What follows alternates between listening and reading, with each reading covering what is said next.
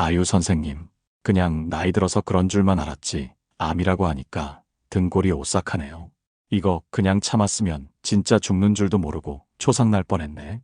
82세 조규남 어르신의 떨리는 목소리가 진료실을 가득 채웠습니다. 새벽마다 종아리가 가려워서 잠을 설칠 수밖에 없었던 그분은 단순히 나이 때문이라 생각하며 석 달을 버텨왔다고 하셨습니다. 그런데 그날 아침 아내분이 이제 그만 병원에 가보라며 억지로 데려오셨다고 하더군요. 조규남 어르신은 진료실에 들어오시면서도 괜히 왔나 싶어요. 그냥 나이 먹어서 그런 것 같은데 라고 말씀하셨어요. 아내분도 옆에서 혹시 괜한 걱정을 하는 건 아닐까요? 하며 불안해하셨습니다. 하지만 제가 자세히 살펴보니 보통의 가려움과는 달랐습니다. 종아리 앞쪽 한 지점만 유독 가렵고 밤에 더 심해진다고 하셨거든요. 혈액 검사를 해보니 초기 림프종이었습니다. 그 순간 조규남 어르신과 아내분의 얼굴이 하얗게 변했어요. 정말 암이에요? 떨리는 목소리로 물어보시더군요. 다행히 초기 단계라 치료 가능성이 높다고 말씀드리자 그제서야 안도의 표정을 지으셨습니다. 그 순간 저는 깨달았습니다. 우리가 단순한 가려움이라고 넘기는 것들 중에 얼마나 많은 중요한 신호들이 숨어 있는지를요. 여러분도 혹시 지금 어딘가 가려워서 고민이신 건 아닌가요? 그냥 피부가 건조해졌나 하고 넘기고 계신 건 아닐까요? 혹시 새벽에 가려워서 잠을 설치신 적이 있으신가요? 아니면 가족 중에 그런 분이 계신가요? 안녕하세요. 저는 82세 내과 전문의 홍재호입니다. 젊었을 땐 서울 종합병원에서 일했고 지금은 충청북도 음성의 작은 진료소에서 하루 20명 정도의 환자분들을 진료하고 있습니다. 아침 8시부터 오후 5시까지 진료를 보고 진료가 끝나면 하루 2~3시간씩은 직접 채소를 심고 이웃분들 건강 상담도 해드리고 있어요. 요즘도 매일 아침 5시에 일어나서 간단한 운동을 하고 텃밭에서 상추, 배추, 무 같은 채소들을 기르며 지내고 있습니다. 사람들이 종종 묻습니다. 선생님은 도대체 왜 이렇게 건강하세요? 그럴 때마다 저는 대답합니다. 저는 몸이 보내는 소리를 절대 무시하지 않거든요. 작은 변화라도 놓치지 않으려고 늘 주의 깊게 살펴봅니다. 그게 제가 이 나이까지 건강하게 지낼 수 있었던 비결이라고 생각해요. 이 영상은 끝까지 보셔야 전체 맥락을 정확히 이해하실 수 있으니 잠시만 시간을 내어 함께 해주세요. 시간이 없다고 느끼신다면 영상 아래쪽의 설정에서 재생 속도를 조정하시면 좋을 듯합니다. 다소 어려운 의학 용어가 나오는 경우 편안히 흘려들으셔도 이해에는 무리가 없으실 것입니다. 그리고 시작하기 전 여러분의 소중한 건강을 위해 이 정보가 더욱 많은 분들께 도움이 되실 수 있도록 구독과 좋아요 눌러주시면 감사드리겠습니다. 또한 제가 드리는 정보가 필요한 가족이나 지인이 있다면 이 영상을 꼭 공유해주세요. 그분들의 건강을 지키는 열쇠가 될 수 있습니다. 40년 넘게 환자분들을 진료해오며 가려움으로 찾아온 분들을 참 많이 봤습니다. 처음에는 저도 단순히 피부질환이나 알레르기 정도로만 생각했어요. 피부과에 한번 가보시죠라고 말하는 경우가 대부분이었습니다. 하지만 경험이 쌓이면서 깨달았습니다. 가려움 뒤에 숨어있는 더 큰 이야기들이 있다는 것을요. 젊은 의사 시절 저에게는 큰 깨달음을 준 한 분이 계셨어요. 70대 할머니셨는데 등이 가렵다고 하시며 몇 번씩 오셨던 겁니다. 처음에는 나이 드시면 피부가 건조해져서 그래요라고 말씀드리며 보습제를 처방했어요. 그런데 한 달 후에도 2달 후에도 계속 같은 증상으로 오시는 거예요. 그때 선배 의사 한 분이 말씀하셨습니다. 홍 선생, 환자가 계속 같은 증상으로 온다면 다른 가능성도 생각해봐야 해. 그래서 정밀검사를 해봤더니 췌장암 초기였습니다. 그때 저는 깨달았어요. 가려움이 단순히 피부 문제가 아닐 수도 있다는 것을요. 기억에 남는 환자분이 계세요. 76세 안봉자 할머니셨는데 처음 오셨을 때 얼굴에 피곤함이 가득했어요. 선생님, 잠을 못 자겠어요. 등이 너무 가려워서요. 매트리스도 바꿔보고 이불도 새로 사셨대요. 심지어 베개까지 바꿔보셨다고 하더군요. 아들이 비싼 기능성 매트리스까지 사드렸는데도 소용없었다고 하셨어요. 그런데도 등 가운데 한 지점만 계속 가려우신 거예요. 새 매트리스가 제 몸에 안 맞나 봐요. 아니면 나이 들어서 피부가 예민해진 걸까요? 안봉자 할머니는 이렇게 말씀하시며 자책하는 듯한 표정을 지으셨습니다. 괜히 아들한테 돈만 쓰게 했나 싶어요라고 하시며 한숨을 쉬시더군요. 하지만 제가 자세히 진찰해보니 일반적인 피부 가려움과는 달랐어요. 피부 표면에는 아무런 이상이 없는데 깊숙한 곳에서 올라오는 듯한 가려움이었거든요. 손으로 눌러봐도 특별한 압통은 없었지만 가려움의 양상이 매우 특이했습니다. 석 달 후 정밀검사에서 담집 역류로 인한 초기 췌장암이 발견됐습니다. 다행히 조기 발견으로 수술받으시고 지금도 건강하게 지내고 계세요. 얼마 전에 안봉자 할머니가 직접 기른 배추김치를 가져다 주셨는데 선생님 덕분에 살았어요 라고 하시며 눈물을 글썽이시더군요. 그때 선생님이 정밀검사를 해보자고 하지 않았다면 하고 말씀하실 때마다 의사로서의 보람을 느낍니다. 또 다른 분은 78세 강성태의 어르신이셨습니다. 평소 깔끔하기로 유명한 분이셨는데 어느 날부터 귀 뒤쪽 머리만 계속 가려우신 거예요. 샴푸를 3번이나 바꿔보셨대요. 비싼 약용 샴푸도 써보고 심지어 손자가 사다준 수입 샴푸까지 써보셨다고 하더군요. 이발소도 바꿔보고 베개 커버도 자주 갈아주셨다고 하셨어요. 요즘 샴푸가 이상한가 봐요. 아니면 나이 들어서 머리가 이상해진 건가요? 강성태 어르신은 이렇게 말씀하시며 머리를 급적이셨어요. 하지만 아무리 긁어도 시원하지 않다고 하시더군요. 오히려 긁을수록 더 가려워진다고 하셨어요. 밤에 잠도 못 자겠어요. 자꾸 머리를 긁게 되니까요. 결국 혈액 검사를 해보니 백혈병 초기로 판명됐습니다. 역시 일찍 발견해서 항암 치료 후 완전히 회복하셨어요. 지금도 한 달에 한 번씩 정기검진을 받으러 오시는데 그때 선생님이 혈액 검사를 해보자고 하지 않았다면 하고 말씀하실 때마다 가슴이 뭉클해집니다. 강성태 어르신은 지금도 매일 새벽 산책을 하시며 건강하게 지내고 계세요. 그런 환자분들을 보면서 느낀 게 있어요. 거의 예외 없이 처음엔 이렇게 말씀하신다는 겁니다. 그냥 피부가 좀 건조해졌나 했어요. 새로 바꾼 이불 때문인 줄 알았어요. 나이 들어서 그런가 보다 했어요. 별것 아닌 것 같아서 그냥 참았어요. 그런데 그 생각이 석 달, 6달 지나면 안타깝게도 너무 늦어지는 경우를 저는 수도 없이 봤습니다. 초기에 발견했다면 완치가 가능했을 텐데 조금만 더 일찍 왔더라면 하는 아쉬움이 남는 경우들이 많았어요. 특히 기억에 남는 분이 계세요. 80세 김영수 어르신이셨는데 손바닥이 가렵다고 하시며 1년 만에 오셨던 겁니다. 처음엔 나이 들어서 그런가 보다 하고 넘기셨다가 나중에는 너무 심해져서 밤잠을 못 이룰 정도가 되셨대요. 결국 폐암이 상당히 진행된 상태였고 그때 정말 마음이 아팠습니다. 그래서 오늘 이 자리에서 여러분께 꼭 말씀드리고 싶었습니다. 조금이라도 이상하다 싶으면 미루지 마시고 병원에 오세요. 여러분의 생명보다 소중한 건 없으니까요. 몸이 보내는 신호, 여러분은 어떻게 받아들이고 계신가요? 혹시 나이 들어서 그런 거야라며 무시한 적은 없으셨나요? 괜찮아질 거야라고 생각하며 미루고 계신 건 아닌가요? 한 가지 분명히 말씀드리고 싶은 건 암은 어느 날 갑자기 생기지 않습니다. 우리 몸은 언제나 작은 신호부터 먼저 보내요. 마치 화재 경보기처럼 말이죠. 연기가 조금 날 때부터 삐삐 소리를 내잖아요. 우리 몸도 마찬가지입니다. 큰 문제가 생기기 전에 미리 작은 신호들을 보내는 거예요. 그 신호를 단순한 가려움이라 넘기느냐, 조심스러운 경고로 받아들이느냐에 따라 삶의 방향이 완전히 달라질 수 있습니다. 우리 몸은 정말 놀라운 존재예요. 하루 24시간, 1년 365일 쉬지 않고 우리를 위해 일하면서 동시에 이상이 생기면 신호를 보내주거든요. 문제는 우리가 그 신호를 알아차리느냐 하는 것이죠. 지금부터 말씀드릴 6가지 위험 부위의 가려움.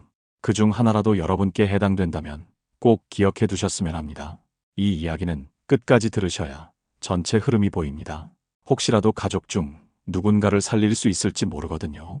그리고 이런 정보는 미리 알고 있을 때 진짜 도움이 됩니다. 첫 번째로 말씀드릴 곳은 종아리입니다. 특히 종아리 앞쪽이 가려운 경우죠. 앞서 말씀드린 조규남 어르신 사례처럼 새벽마다 종아리 앞쪽이 가려워서 잠을 설치신다면 반드시 병원에 가보셔야 합니다. 조규남 어르신은 처음에 다리가 좀 건조한가 보다 하고 생각하셨대요. 로션도 발라보고 보습크림도 써보셨다고 하더군요. 심지어 며느리가 사다준 비싼 수분크림까지 써보셨대요. 하지만 전혀 효과가 없었어요. 오히려 밤이 되면 더 심해져서 새벽 2, 3시에 깨어날 정도였다고 하셨습니다. 잠을 못 자니까 낮에도 피곤하고 밥맛도 없고 정말 힘들었어요. 조규남 어르신의 말씀이었어요. 아내분도 남편이 밤마다 다리를 긁어서 저도 잠을 못 잤어요 라고 하시더군요. 이런 증상은 림프계 이상의 신호일 수 있거든요. 종아리는 우리 몸의 림프 순환에서 매우 중요한 역할을 합니다. 림프종 같은 혈액암이 생기면 림프에게 흐름이 막히면서 특정 부위에 가려움이 생기는 경우가 많아요. 림프계는 우리 몸의 면역 시스템과 밀접한 관련이 있습니다. 림프절에 이상이 생기면 림프액 순환에 문제가 생기고 이로 인해 특정 부위에 염증 반응이 일어나면서 가려움을 유발하게 되죠. 특히 종아리 한 부위만 3주 이상 가렵다면 반드시 혈액 검사를 받아보세요. 일반적인 CBC 검사만으로도 초기 이상 소견을 발견할 수 있습니다. 백혈구 수치나 적혈구 침강 속도 같은 수치들이 변화를 보이거든요. 보습제나 항히스타민제를 써도 효과가 없다면 더욱 위험한 신호입니다. 두 번째는 등 가운데 부분입니다. 안봉자 할머니 사례처럼 등 중앙 한 지점만 깊이 가려운 경우 췌장암의 신호일 수 있어요.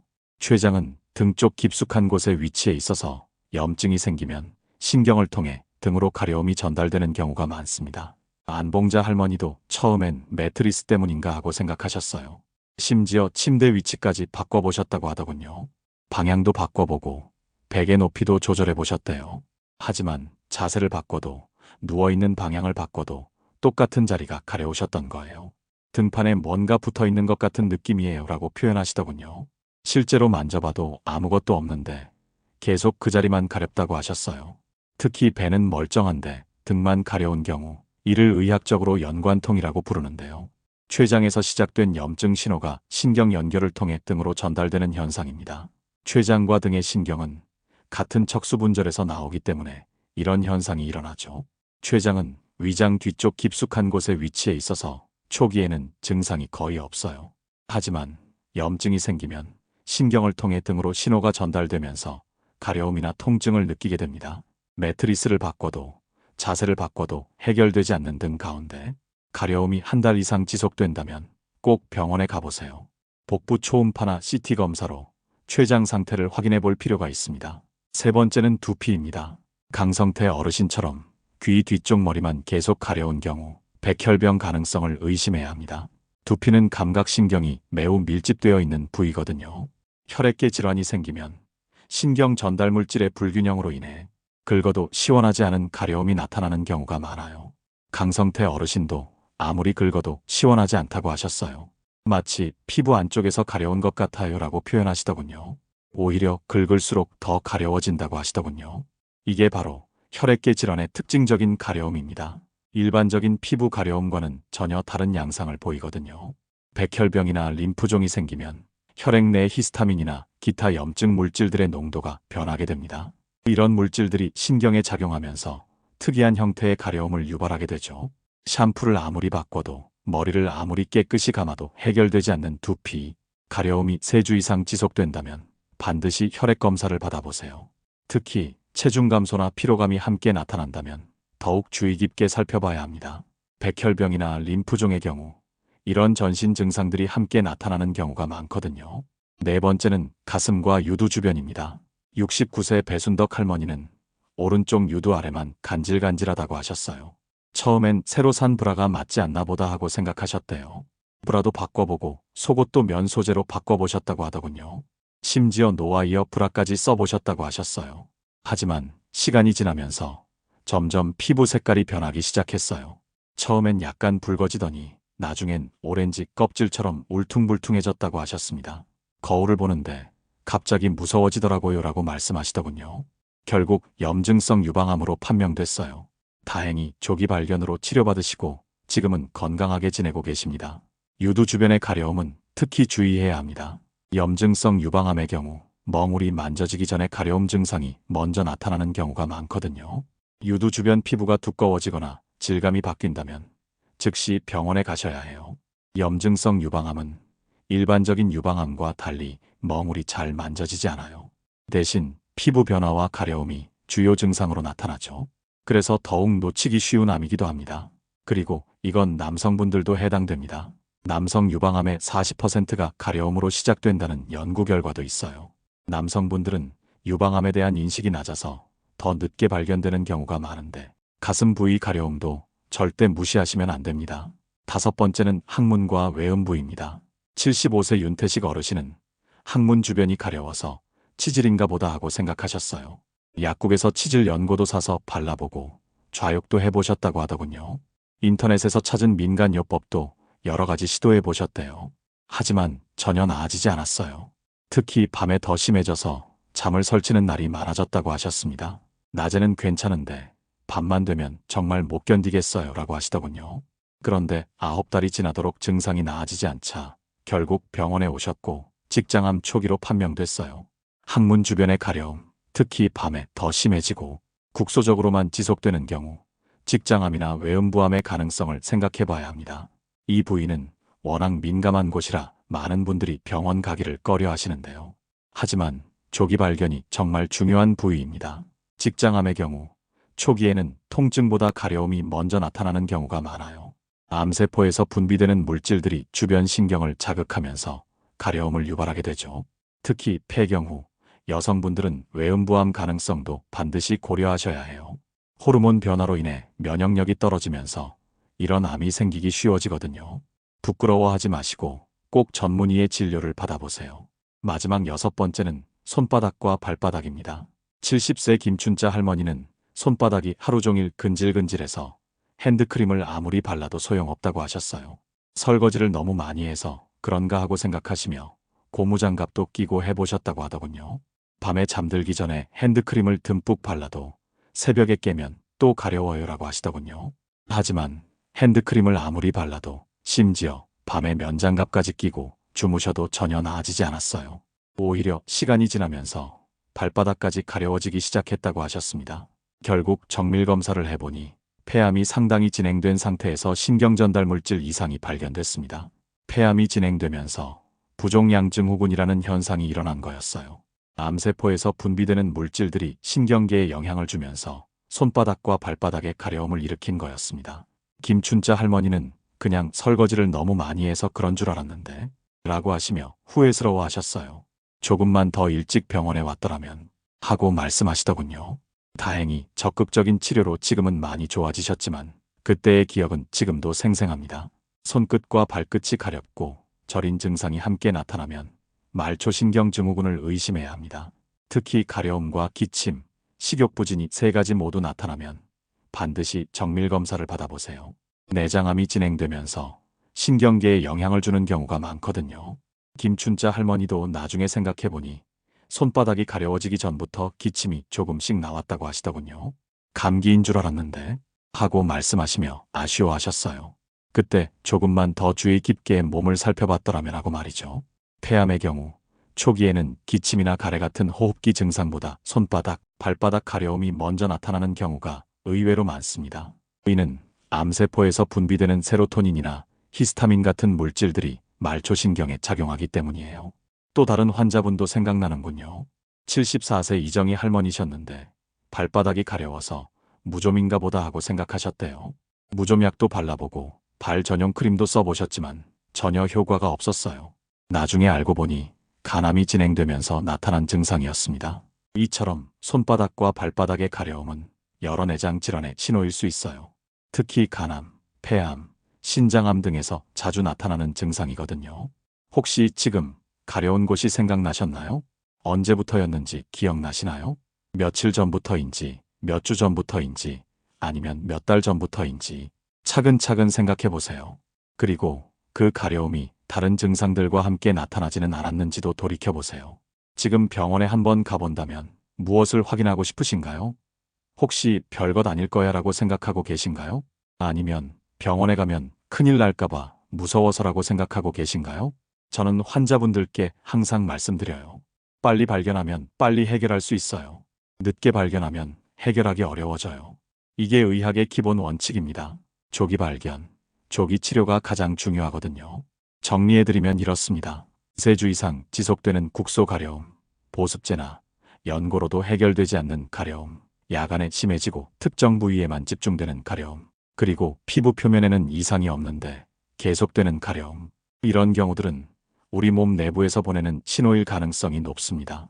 특히 이런 가려움과 함께 체중 감소, 식욕부진, 피로감, 기침 같은 다른 증상들이 나타난다면 더욱 주의해야 합니다. 우리 몸은 하나의 유기체라서 한 곳에 문제가 생기면 다른 곳에도 영향을 미치거든요. 예를 들어 림프종이 생기면 가려움뿐만 아니라 체중 감소, 야간 발한, 열감 등이 함께 나타날 수 있어요. 췌장암의 경우 등 가려움과 함께 소화불량, 복부 불편감 등이 나타날 수 있고요. 하지만 너무 걱정하지는 마세요. 가려움이 있다고 해서 모두 암은 아니거든요. 대부분은 단순한 피부 질환이나 알레르기 반응인 경우가 많아요. 하지만 중요한 건 구별하는 것이죠. 그 구별은 전문의만이 할 수 있습니다. 제가 40년 넘게 환자분들을 진료하면서 깨달은 또 다른 것이 있어요. 환자분들이 자신의 증상을 정확하게 기억하고 설명해 주실 때 진단이 훨씬 쉬워진다는 것입니다. 그래서 여러분께 부탁드리고 싶어요. 만약 지금 어딘가 가렵다면 언제부터인지, 어떤 양상인지, 다른 증상은 없는지 꼼꼼히 관찰해 보세요. 그리고 병원에 가실 때 의사에게 자세히 말씀해 주세요. 언제부터 가려웠는지, 어떤 부위가 가려운지, 언제 더 심해지는지, 다른 증상은 없는지, 시도해 본 치료법이 있는지 등을 정확하게 말씀해 주시면 진단에 큰 도움이 됩니다. 또한 평소 건강 관리도 중요해요. 규칙적인 운동, 균형 잡힌 식사, 충분한 수면, 스트레스 관리 등이 우리 몸의 면역력을 높여주거든요. 면역력이 좋으면 초기 이상 신호도 더 명확하게 느낄 수 있어요. 제가 이 나이까지 건강하게 지낼 수 있었던 것도 이런 기본적인 건강 관리를 꾸준히 해왔기 때문이라고 생각해요. 매일 새벽 산책, 텃밭 가꾸기, 규칙적인 식사, 충분한 수면, 이런 것들이 제 몸을 건강하게 지켜주고 있습니다. 하지만 가장 중요한 건 역시 몸의 변화에 관심을 갖는 것이에요. 평소와 다른 증상이 나타나면 무시하지 말고 주의 깊게 관찰하세요. 그리고 의심스러우면 주저하지 말고 병원에 가보세요. 지금이라도 늦지 않았습니다. 단순한 가려움이라도 우리 몸은 분명히 말을 하고 있어요. 괜찮아지겠지 라는 생각보다는 한 번쯤 확인해보자는 마음이 여러분과 가족의 건강을 지킬 수 있습니다. 제가 40년 넘게 환자분들을 진료하면서 깨달은 건 이거예요. 우리 몸은 거짓말을 하지 않는다는 것입니다. 작은 신호라도 무시하지 마세요. 여러분의 소중한 생명을 지키는 첫 번째 열쇠는 바로 여러분 자신이거든요. 조규남 어르신, 안봉자 할머니, 강성태 어르신, 배순덕 할머니, 윤태식 어르신, 김춘자 할머니. 이분들 모두 작은 신호를 놓치지 않아서 생명을 구할 수 있었습니다. 물론 처음에는 별것 아닐 거야 라고 생각하셨지만 결국 용기를 내어 병원에 오셨기 때문에 좋은 결과를 얻을 수 있었어요.